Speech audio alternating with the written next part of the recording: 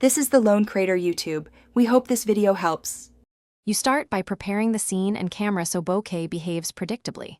Select a camera and set focal length around 35 mm to 85 mm. This increases background compression. Once done, open the camera settings and lower the aperture to 0. 5.2. 8. Smaller f number equals stronger bokeh.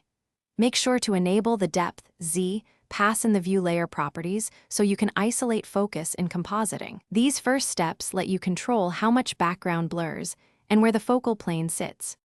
Now route your render into the compositor and create a realistic defocus. In compositing, enable use nodes, then plug the render layer's image and Z into a map range node to normalize depth values. This maps near and far distances to 0, 1. Feed that output into a defocus node and set the focal depth where you want sharpness. Once mapped, tweak the defocus bokeh type and ring count to match lens character. Make sure to enable anti-aliasing for smoother circles. Finish by iterating and blending layers so the effect reads as natural. Render quick, low sample tests to verify bokeh size and highlight shape, then increase samples for final output. Combine defocus result with the original image using a mix node and adjust factor for subtlety. If highlights need glow, add a glare node after defocus.